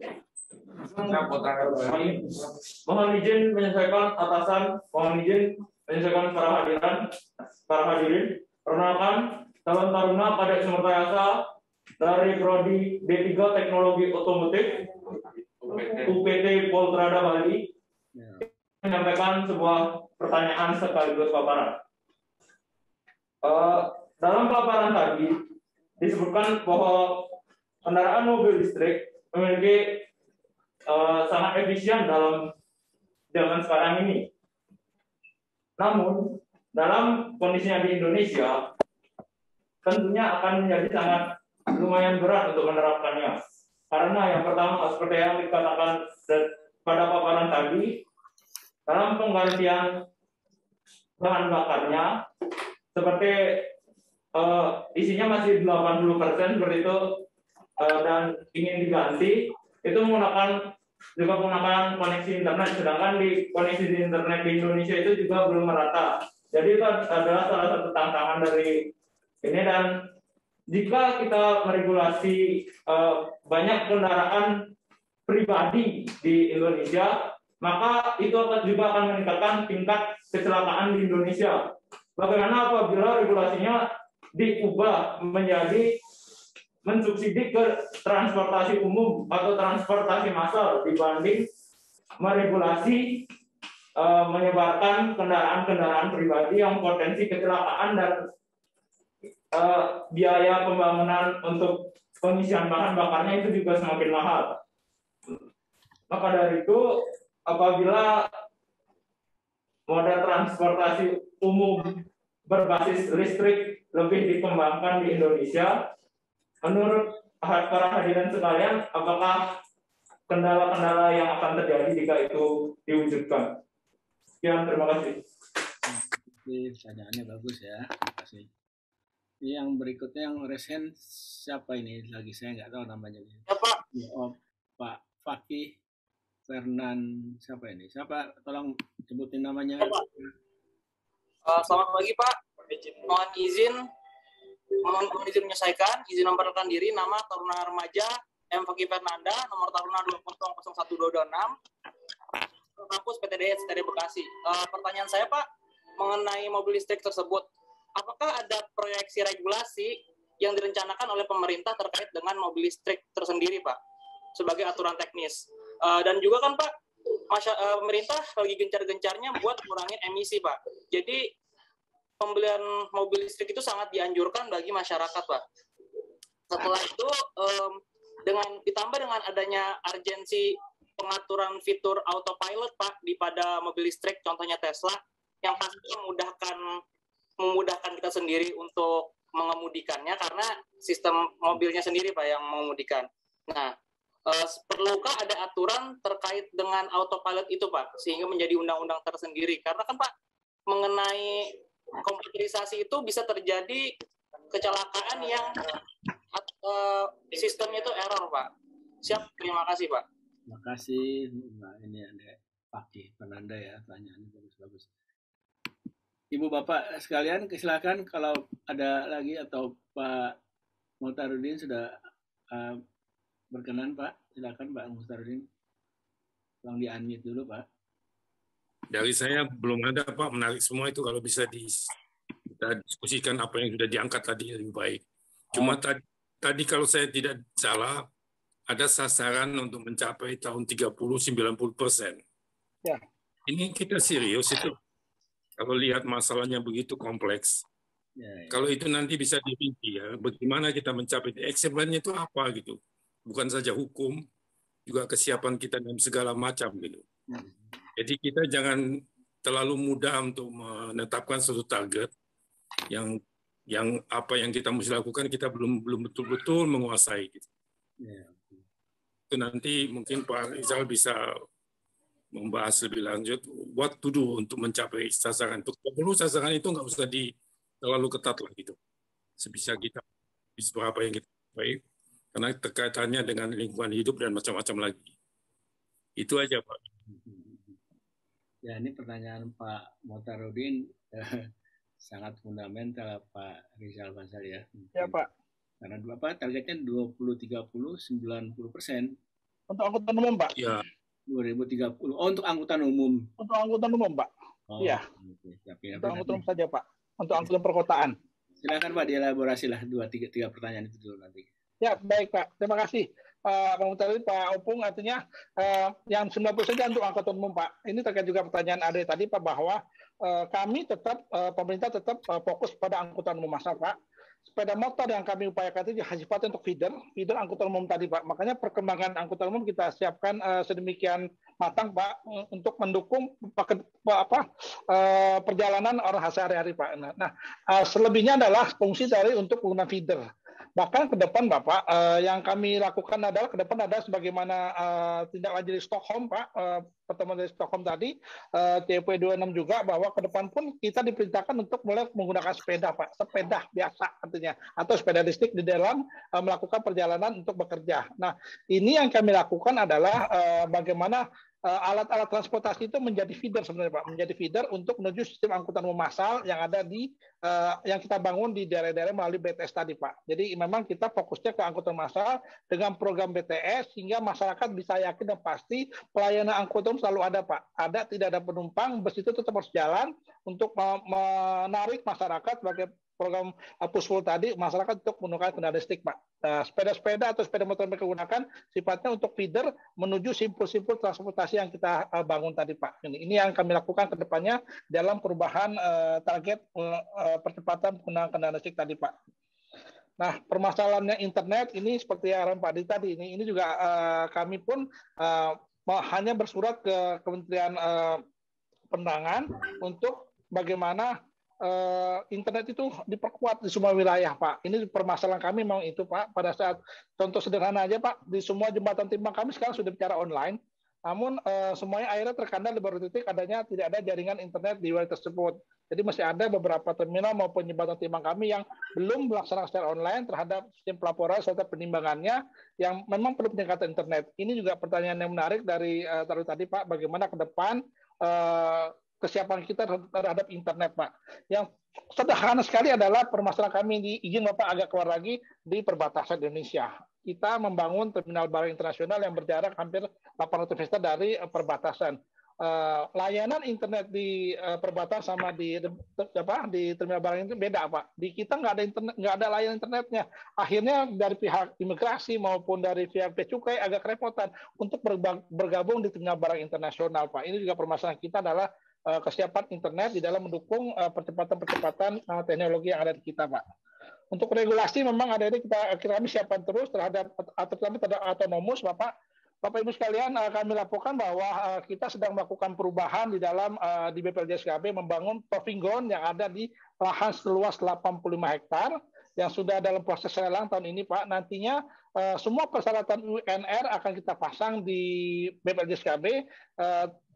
Tim awalnya ada 14 baru akan kita gunakan, Pak, di proving ground baru ini yang nantinya akan kita lengkapi hingga nanti BPLJ-SKB adalah salah satu yang terbesar dan terlengkap di Asia, Pak, untuk pengujian kendaraan bermotor, dan dalam maka kita persiapan kita untuk mengikuti ASEAN MR tadi, Pak. Ini yang sudah kita lakukan ke depannya terhadap perubahan-perubahan tadi, termasuk untuk uji kendaraan otonomous akan kita pasang juga di BPLJ-SKB. Mungkin itu, Pak Wendy. Terima kasih. Terima kasih, Pak Rizal. Kita masih ada waktu. Pak Sahar, Pak Ketua Admin, ada yang ingin disampaikan? Ya, terima kasih. Ini udah ngobrol juga dengan Pak Rizal. Jadi gini Pak, itu kan tadi terkait dengan Taruna yang nanya itu katanya benar itu, saya juga lihat itu ada ibu-ibu yang punya sepeda motor dimodifikasi di bengkel, dia bilang itu ke jalan nggak perlu STNK, nggak perlu SIM. Ini jadi rame juga. Oke lah, itu tadi Pak Rizal katakan itu ya harus kalau ke ruang lalu lintas ya udahlah kalau memang nanti itu urusnya polisi gitu Pak ya. Tapi tadi Pak Rizal mengatakan gini, ini kan ada hal yang kecil-kecil begitu kan, kalau dia dirubah kan undang-undangnya bilang harus uji tipe ulang. Nah kan susah kan, bayarnya 500.000 tapi harus bawa ke Bekasi gitu kan, jadi agak repot juga nih.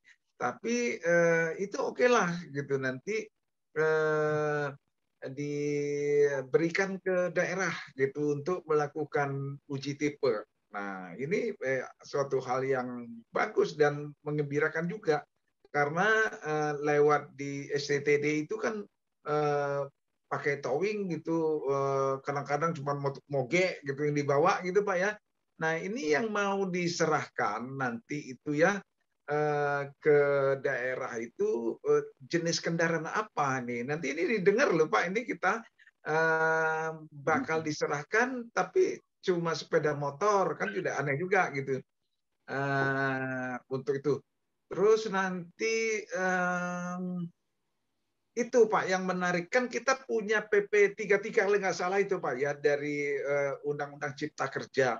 Jadi itu sudah diberikan ke swasta. Ini mungkin PR besar bagi Ditjen Perhubungan Darat dan Pak Direktur Sarana sebetulnya gitu ya. Kita sudah memberikan ke swasta cita-citanya Undang-Undang Cipta Kerja itu kan tidak dihalangi oleh siapa-siapa lagi yang menghambat. Tadi Pak Rizal menyampaikan ini agak males nih di luar pemerintah gitu, karena masih ada pungutan lagi dari pemerintah daerah. Nah kan itu kan nggak boleh gitu Pak. Ini gimana ini itu roadmap-nya yang dibuat oleh Perhubungan Darat untuk mengatasi ini? Kan udah jelas gitu, ada Perpres nomor 5 ini Pak Suripno kan senang dengar ini nih, bisnis berisiko itu kan nggak boleh ada lagi itu hambatan-hambatan macam itu. Kalau ini diungkapkan gitu kan jadi masalah juga bagi kita. Ini saya merespon yang Bapak sampaikan. Terima kasih Pak. Mungkin Bapak sudah ada rencana hal-hal yang sudah direncanakan, yang masih ada kira-kira hambatan terungkap tadi Pak. Terima kasih Pak. Terima kasih. Masih ada lagi Bapak-Bapak? Ada yang ingin menambahkan? Oke, kalau enggak mungkin moderator numpang nanya ke Pak. Alhamdulillah moderator dapat waktu sedikit. Pak Rizal Basal tadi meneruskan pertanyaannya dari Pak Motarudin, tapi kan tadi Bapak klarifikasi ya bahwa 90% itu Angkutan umum. Ya, untuk kendaraan umum. Nah, saya nggak tahu targetnya untuk kendaraan seluruhnya sih berapa persen dan kapan waktunya. Tapi saya pernah dengar itu lapat-lapat itu ya, lapat-lapat ya, katanya 2035 atau 2040 tidak ada jual lagi kendaraan motor bakar. Motor bakar. Motor semuanya listrik. Nah, itu persisnya gimana tuh. Nah, ini yang kelihatannya kita dari sisi kebijakan harus sangat hati-hati karena kenapa? Di satu kita kalau terlalu bersemangat di luar kemampuan kita, akhirnya seperti sekarang yang banyak masuk adalah mobil-mobil yang listrik yang completely built up. Jadi kita bangsa saja dalam negerinya belum siap, kita menjadi bangsa dari dan lain. Kemudian baterainya. Dulu kan idenya kita bersemangat itu karena kita bisa memproduksi baterainya sendiri karena kita mempunyai katanya bahan baku yang paling besar ya untuk baterai lithium atau nikel kita yang paling besar potensinya. Ternyata potensi sih satu hal, tapi teknologi baterainya ternyata nggak mudah gitu. Satu, teknologi baterainya. Kedua, bikin pabrik baterainya itu katanya yang saya dengar juga dari webinar itu membutuhkan kapasitas produksi yang sangat besar baru kita bisa ekonomis. Sehingga akibatnya kalau kita mau bikin pabrik baterai ini kelihatannya alasannya kalau kita bikin pabrik baterai dalam keadaan sekarang maka sebagian besar terpaksa harus kita ekspor, padahal kita belum bisa buka peluang ekspor. Kecuali kalau nanti di dalam negeri kita mempunyai bangsa mobil listrik yang sudah sedemikian besar. Jadi gimana? Ya kita genjot aja mobil listriknya. Adakan dulu, regardless itu bisa dari dalam atau dari luar. Pokoknya ada sebanyak-banyaknya, maka pabrik baterai kita menjadi punya bangsa yang cukup. Sehingga menjadi visible si pabrik baterai kita. Dengan demikian kita bisa menurunkan harga baterai menjadi kelihatannya harga mobil listrik yang dihasilkan di Indonesia menjadi lebih murah. Idealnya sih semuanya sih seperti itu. Nah, tetapi mismatch-nya itu bisa banyak terjadi. Pertama tadi yang Pak Reddy katakan, ada ketidaksinkronan dari roadmap ataupun kebijakan dari berbagai sektor yang tadi Pak Ripno juga menggarisbawahi ya. Yang kedua adalah pembangunan dari infrastruktur. Nanti pembangunan infrastrukturnya tadi SPKLU-nya nggak siap akan menjadi bottleneck juga. Ini kurutan di sini saya yakin itu sangat sudah dipikirin sih, tapi memang sangat amat tidak mudah. Nanti saya nunggu aja lah kalau nanti Pak Rizal Basal jadi dirjen atau minimal jadi dirjen, syukur kalau jadi menteri ya Pak ya. Baik, itu aja berarti Pak Rizal Basal nambah ini aja, nambah wacana. Silakan Pak Rizal Basal. Siap, terima kasih Pak Wendy. Sekalian Pak Sahar, bahwa yang kami serahkan uji itu adalah kendaraan yang dikonversi. Yang dengan persyaratan kendaraan ini sudah pernah dilakukan uji tipe dan uji di BPJS KB Pak. Jadi kami pun berani melakukan itu karena kendaraan itu sudah dilakukan uji sebelumnya dan sudah memiliki surutnya Pak. Jadi itu aja kendaraan itu yang boleh dilakukan konversi dan itu kewenangan yang kami limpahkan ke daerah untuk melakukan uji terhadap kendaraan yang dikonversi yang telah memiliki uji tipenya Pak. Dari situ setelah dikonversi mereka melakukan uji tipe lagi Pak karena berubah dari motor bakar ke motor mesin dilakukan uji tipe ulang. Ini yang kita lakukan Pak dalam rangka percepatan tadi. Jadi bukan semuanya kita serahkan enggak, hanya untuk kendaraan konversi sepeda motor Pak kita izinkan. Ya, Pak. Nah, ternyata setelah konversi ada lagi Pak yang perlu, yaitu kawan-kawan yang perorangan tadi Pak, perorangan membangun motor-motor listrik tadi supaya tidak terjadi seperti yang tadi disampaikan Pak Sari yang ada di YouTube, maka mereka pun kita wajibkan uji tipe Pak, dan itu yang kita dekatkan juga kepada bengkel yang kita izinkan. Nanti termasuk STTD Pak, ya salah satu yang kita tunjuk yang dimungkinkan melakukan uji tipe untuk kendaraan konversi Pak. Yang kita lakukan. Jadi hanya sepeda motor yang dikonversi atau yang dibangun perorangan UMKM tidak pabrikan. Itu Pak yang terhadap konversi. Dan ini satu lagi Pak, dan terhadap swastilisasi itu untuk uji berkala Pak yang bisa dilakukan oleh swasta yang ada di daerah-daerah. Yang tadi hambatannya adalah tadi Pak Pemda tetap meminta memungut retribusi terhadap kendaraan yang ada di wilayah yang lakukan uji berkala tadi, Pak.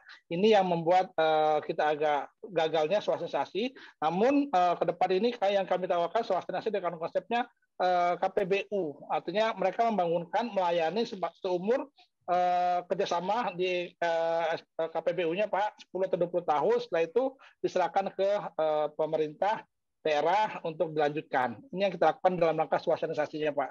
Tidak murni swasta, tapi KPBU sharing pendapatan terhadap pelayanan yang diberikan oleh pemerintah daerah melalui swasta. Selanjutnya, ya tadi Pak, masalah baterai juga itu, Pak. Tahun depan Bapak izin, tahun depan kita sudah ada pabrik baterai, Pak, yang dibangun oleh ABC. Tahun depan juga sudah ada produksi mobil listrik di Indonesia mulai Maret, Pak, dengan kapasitas 1.200 per tahun. Itu Hyundai, Pak, di Kerawang.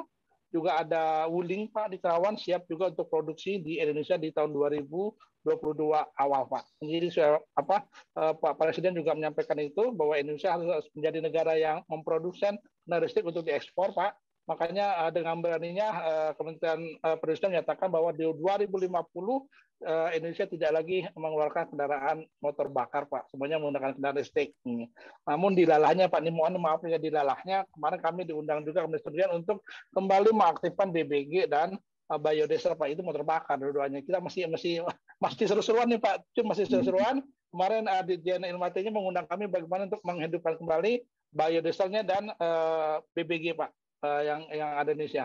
Ini juga masih kemarin kami tanyakan nih yang arah sebenarnya kita mau kemana. Kami sudah tanyakan juga ke perindustrian, Pak. Otomotif kita mau dibawa kemana sebenarnya, mau bicara motor bakar atau motor listrik, ini yang menjadi galau. Sekedar informasi Bapak, di Eropa, negara-negara yang sudah beralih ke motor listrik sudah mulai berbalik lagi, Pak, ke motor bakar. Industri motor bakar sudah mulai melawan, Pak. Beberapa negara sudah kembali ke motor bakar, Pak, tidak menggunakan listrik. Juga menjadi tantangan kita sendiri, Pak, ke depannya. Kira-kira itu, Bapak. Terima kasih, Pak. Baik, Pak Rizal. Ada Bapak atau mau nambahkan lagi? Kalau saya ada tadi ada Pak Cucu kok ngilang. Pak Desmond biasanya bicara, tapi lagi sibuk hal lain barangkali itu Pak Desmond dari itu. Pak Yusuf, Pak. Pak Yusuf. Bicara lagi, silakan Pak Yusuf.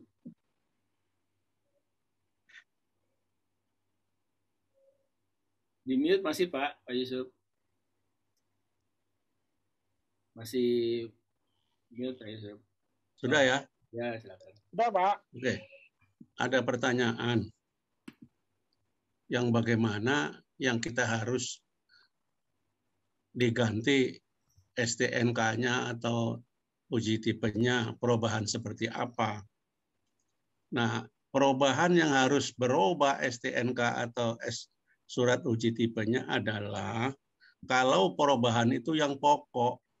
Kalau yang konvensional tambahan saja, yang tidak begitu penting, tidak perlu ganti STNK atau uji tipe. Misalnya, kalau satu mobil, wheelbase-nya itu, jarak sumbunya, itu dipanjangkan. Banyak itu mobil-mobil yang memanjangkan wheelbase-nya supaya bisa muatannya banyak. Kalau sudah itu yang terjadi, itu wajib uji tipenya dirubah, diganti. Yang tadi sepeda motor, roda 2, dirubah jadi roda 3. Nah, yang seperti itu wajib robah. Karena itu udah parts bagian-bagian yang pokok. Kalau sekedar bagian-bagian yang tambahan, kaca spion misalnya, yang seperti itu tidak perlu gitu ya. Jadi dibedakan mana yang pokok, mana yang tambahan. Kira-kira itu mengenai perubahan uji tipe. Terima kasih. Terima kasih Pak Yusuf. Pak Desmond, silakan Pak Desmond. Saya begini Pak, karena ini kan kesempatan ya Pak ya, mobil listrik ini tadi Pak Rizal udah buatin roadmap ya. Kalau saya itu ingin usul Pak, dikaji oleh Dirjen Hubdad, kemungkinan two tiers pricing Pak. Two tiers pricing ini maksudnya begini Pak, jadi yang membayar itu tidak hanya pengguna jasa, tetapi yang membayar itu juga penerima manfaat. Siapa yang menerima manfaat? Misalnya lingkungannya jadi bagus. Nah itu kita hitung manfaat ekonominya berapa. Kemudian apalagi industri dalam negeri berkembang, ya baik CBU maupun TKDN mungkin akan membuka lapangan kerja. Nah, kalau kita jumlah itu sebagai pengurang daripada harga yang tadi itu mahal-mahal itu, 3 miliar, 600 juta. Rakyat itu mau beralih, Pak, sepanjang dia tidak dibebani semua. Karena toh ada manfaat yang diterima oleh bukan pengguna. Ya kan? Jadi udara jadi bersih, ya kan? Nggak sesak nafas, kemudian industrinya berkembang, dan seterusnya. Ya itu dihitung manfaat ekonominya. Nah, sedangkan untuk manfaat pengguna membayar itu memang sesuai kemampuan. Jadi artinya begini, Pak. Jadi yang 3 miliar itu bisa jadi 2 miliar. Kemudian jadi 2 miliar, jadi bebannya di depresiasi 10 tahun mungkin jadi lebih murah. Karena rata-rata kan listrik itu kan tidak begitu aus ya Pak Dedi ya. Karena lebih mudah, lebih tidak mekanistis kan. Jadi cuma perawatannya yang ringan-ringan. Itu satu, Pak. Kemudian di Jenubdat buat juga bagaimana membentuk macam lembaga pembiayaan untuk mobil listrik ini. Mungkin itu urusannya impres nanti ya. Mungkin memberikan masukan aja. Jadi seperti saya, Pak, mobilnya kan pakai BBM. Ingin beralih ke listrik ya nggak cocok dengan penghasilan bulanan pegawai negeri sipil gitu, pensiunan gitu kan. Jadi harus ada lembaga pembiayaan. Artinya bagaimana caranya mengurangi atau misalnya melalui availability payment gitu loh. Jadi pensiunan itu ya cukup pakai kendaraan yang lain, dia hanya membayar secara rutin tiap bulan itu berapa, tapi dia bisa menggunakan kendaraan umum. Mungkin ini cita-cita 2030 dari Pak Rizal Wasal ini untuk kendaraan umum bisa dicapai. Saya pikir begitu, Pak. Jadi kita lihat dari sisi two tiers pricing lah ya. Jadi yang membayar selama ini sekarang selalu pengguna, sehingga operator ini merasa berat. Tapi kalau sudah ada pengertian itu semacam insentif ya, insentif dari pemerintah.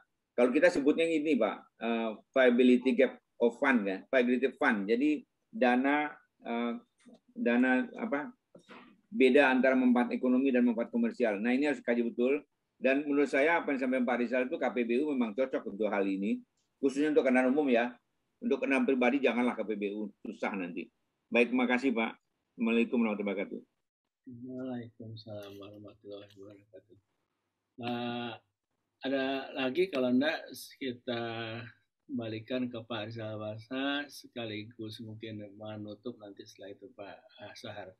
Pak Rizal, memang satu hal tadi yang kita mungkin dapat, padahal Pak Rizal mengatakan tuh di awal salah satu tujuannya adalah untuk menurunkan emisi. Ya. Nah, padahal mobil listrik itu bisa bagus menurunkan emisi kalau sumber listriknya bagus, kalau sumber listriknya ramah lingkungan. Oh ya. Padahal ya PLN kan masih tinggi ya emisinya karena emission faktor dari gridnya masih sekitar 0,8 kg CO2 per kWh. Nah, kapan itu kita ngelihat nonton webinar begini dengan PLN, dengan energi transisi segala seperti gitu, rupanya keinginan untuk melakukan penambahan porsi energi baru terbarukan itu masih sangat berat lah. Gitu. Nah, jadi keinginan kita untuk menurunkan emisi lewat mobil listrik juga manfaatnya itu dalam waktu dekat mungkin masih tanda tanya gitu kira-kira gitu. Ya silakan deh di wrap up semuanya Pak Rizal Wasal, silakan Pak. Siapa Pak? Izin Pak, pertama SPKLU Pak untuk program-program kayak J20 baik di Bali maupun di Labuan Bajo maupun di Jogja nantinya Pak, bahwa persyaratan kita juga sama Pak, artinya untuk SPKLU untuk mendukung BTS menggunakan bahan yang ramah lingkungan Pak. Artinya itu juga nanti entah dari tenaga solar, angin ataupun tenaga air untuk SPKLU-nya Pak. Tidak dari batu bara makan Pak, termasuk hanya dari yang ramah lingkungan Pak, yang menjadi persyaratan untuk SPKLU di percontohan kita Pak. Itu yang kita lakukan, dan ya kita bahas itu bisa berjalan dengan baik Pak untuk pelaksanaan itu tadi. Dan kami sedang melakukan studi dan beberapa daerah Pak, kami kemarin sudah berkumpul dengan para bupati wali kota di NTT. Justru mereka membutuhkan kendaraan listrik ini Pak untuk membantu pertanian, perkebunan di wilayah mereka menggunakan spekon jadi tenaga listrik Pak. Jadi di hulunya ada, di atasnya ada, hingga lebih efisien mereka menggunakan listrik dan lebih murah Pak. Ini juga sedang kami kaji terhadap itu. Jadi tidak hanya ke bus Pak ke depannya, tapi juga kendaraan pertanian yang kita bantu. Nah khusus kembali tadi Pak untuk kendaraan bus tadi memang itu yang kami lakukan menggunakan energi yang ramah lingkungan dan itu menjadi persyaratan Pak ke depannya. Dan namun memang tadi Pak ini memang PLN sekarang lagi surplus Pak, lagi surplus mereka lagi menutup itu tuh Pak, lagi menutup itu bagaimana supaya memanfaatkan energi yang ada dulu dari PLN untuk dimanfaatkan kelebihan-kelebihan tadi. Makanya mereka sudah mengeluarkan tarif curahnya Pak untuk para investor supaya bisa membangun SPKSW swasta di seluruh wilayah termasuk di kawasan rest area untuk mendorong perjalanan bis listrik bisa keluar daerah Pak. Ini yang sedang kita siapkan oleh PLN juga untuk hal itu Pak.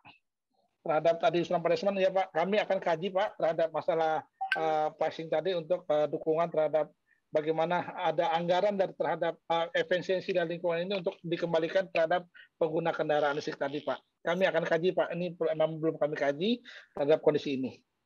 Sementara itu Pak Wendy mungkin semuanya bisa kami sampaikan. Terima kasih Bapak. Terima kasih banyak Pak Rizal Wasal, dan sekiranya ini bermanfaat sekali bagi kita semua ya. Pak Sahar Andika, silahkan Pak Ketua untuk menutup acara ini kita datanya. Iya Pak, jadi bagus, terima kasih ke Pak Rizal Wasal, Pak Direktur Sarana Transportasi sudah berbagi Pak untuk mobil listrik tadi. Jadi ini nanti semoga ini nanti membuka wawasan kita lebih lanjut dan yang kemudian menyimak, terutama taruna ini Pak. Ya tadi mungkin sudah bisa menangkap tadi ada penjelasan juga dari Pak Yusuf, kalau dirubah di mananya, kalau uji ulang tipe yang diserahkan termasuk nanti untuk STTD itu kendaraan yang seperti apa gitu ya. Saya tadi masih kurang menangkap kalau nggak dijelaskan oleh Pak Rizal. Saya kira itu semua nanti akan dituntut juga gitu untuk uji tipe ke daerah.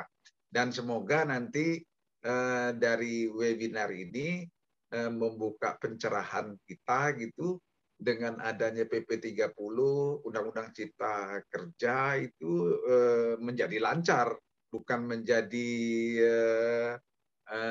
ada hal-hal yang tidak dicita-citakan oleh Undang-Undang Cipta Kerja. Lebih kurang